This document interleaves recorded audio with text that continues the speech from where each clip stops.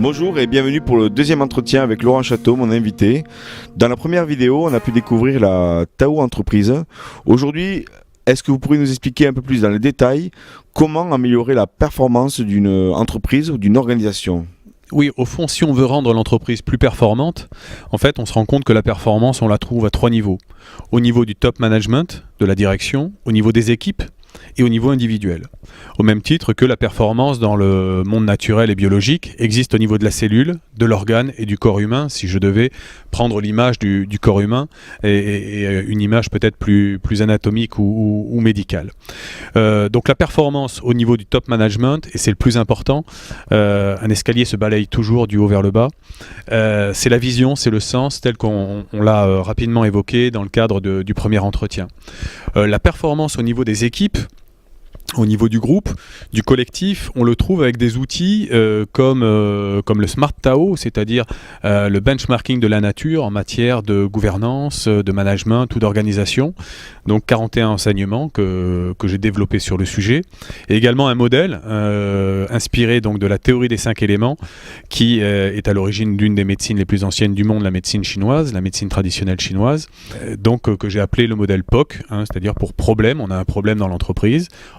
Origine, quelle est l'origine du problème, l'organe, quel est l'organe de l'entreprise qui est concerné, puis cycle, parce que derrière il y a des cycles d'engendrement et de contrôle de chacun des organes que l'on verra tout à l'heure et qui expliquent ensuite les dysfonctionnements et qui nous aident à trouver les réponses pour aller vers la performance.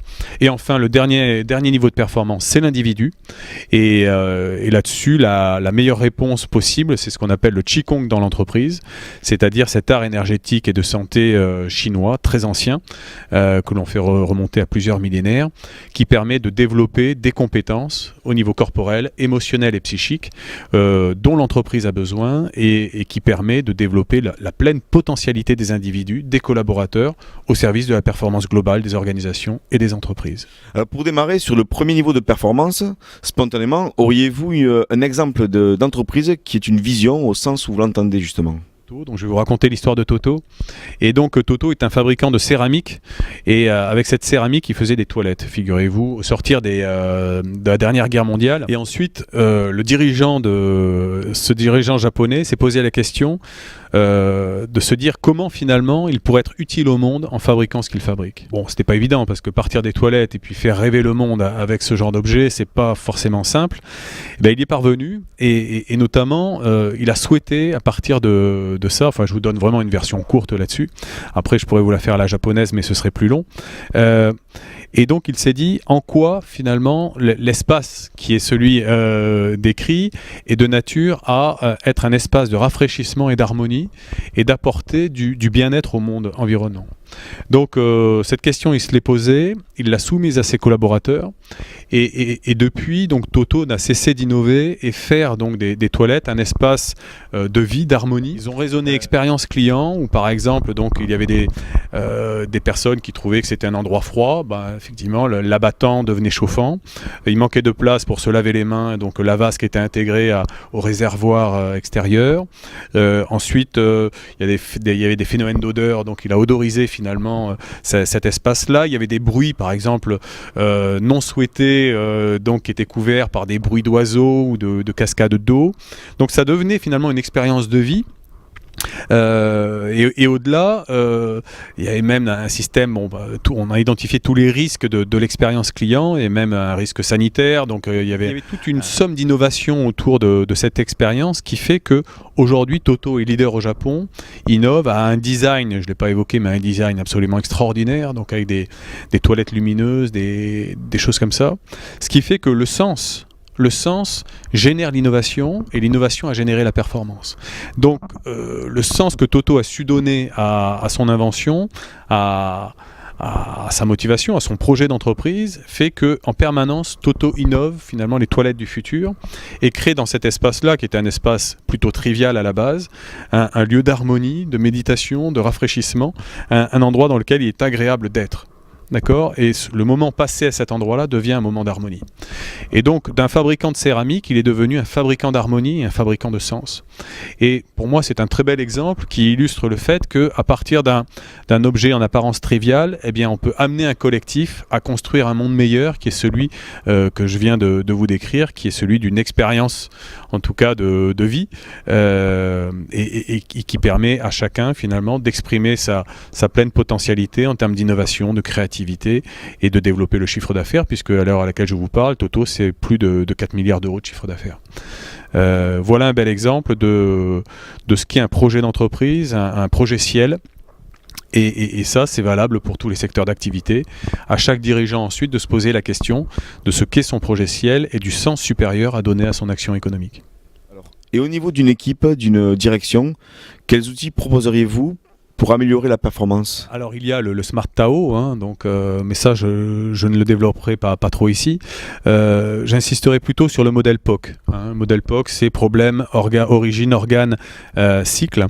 Et là je me suis inspiré, comme les Chinois le faisaient à l'époque, au niveau du gouvernement, donc, du modèle de la théorie des 5 éléments, qui a fondé une des médecines les plus anciennes du monde, hein, qui est la médecine traditionnelle chinoise, et où concrètement, donc on reprend les 5 organes de la médecine traditionnelle chinoise et on y associe les organes de l'entreprise. Le cœur humain est associé à la direction, la rate est associée donc à la DRH et au management, à la ligne managériale. Les poumons, c'est tout ce qui sécurise, qui protège le corps humain en fait. Hein. C'est associé finance, juridique, parce que c'est la finance qui protège malgré tout le corps social et économique de l'entreprise. Les reins ensuite, c'est qui travaillent beaucoup avec le cœur. C'est tout ce qui est innovation, veille de marché, marketing stratégique, mais c'est aussi la logistique, c'est aussi la fabrication. Donc beaucoup de choses autour des reins.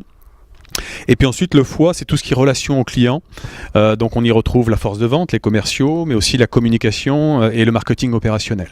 Donc une fois qu'on a posé les jeux d'équivalence entre les organes du corps humain et les organes de l'entreprise, eh bien on fait tourner la théorie des 5 éléments, qui est un modèle de cycle, qui explique que chaque organe est la mère de l'organe qui le suit directement, et chaque organe en contrôle un autre. Donc chaque organe engendre un autre organe et chaque organe en contrôle un autre. Et une fois qu'on a dit ça, eh bien, on peut soigner l'entreprise de la même manière que l'on soigne le corps humain grâce à la médecine chinoise. Eh bien, si par exemple on a une baisse des ventes, donc ça veut dire que ce sont les vendeurs qui récupèrent en priorité donc la baisse des ventes et on le leur reproche, mais peut-être qu'ils ne sont pas les seuls responsables et peut-être que la responsabilité c'est pas au niveau des forces de vente et ce n'est pas parce qu'ils ont 10 points de baisse de vente qu'ils sont devenus mauvais dans l'acte de vendre. Et peut-être que c'est par exemple parce que les reins qui sont en amont n'a pas réalisé la veille de marché ou l'innovation technologique suffisante pour leur mettre à disposition les produits sur le marché. C'est ce qui s'est passé avec Nokia.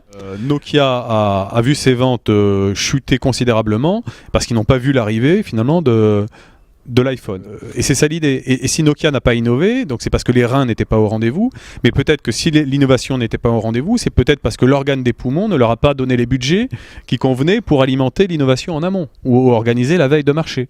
Et si les poumons eux-mêmes n'étaient pas au rendez-vous et n'ont pas délivré les budgets nécessaires, c'est peut-être parce que les priorités au niveau de la direction et de l'organe cœur n'ont pas permis à la finance, finalement, à l'organe poumon de financer l'innovation des reins, qui permettait ensuite aux vendeurs de vendre les produits sur le marché que le marché attendait.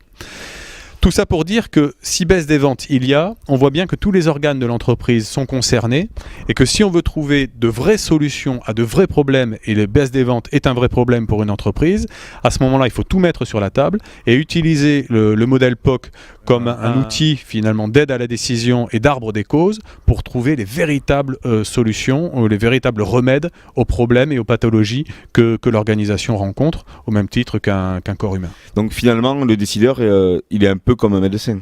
C'est exactement ça, un médecin d'entreprise, ce qui sonne mieux que simple dirigeant. Merci pour ce deuxième entretien. Nous allons nous retrouver prochainement pour une troisième vidéo ensemble et je vous dis à bientôt.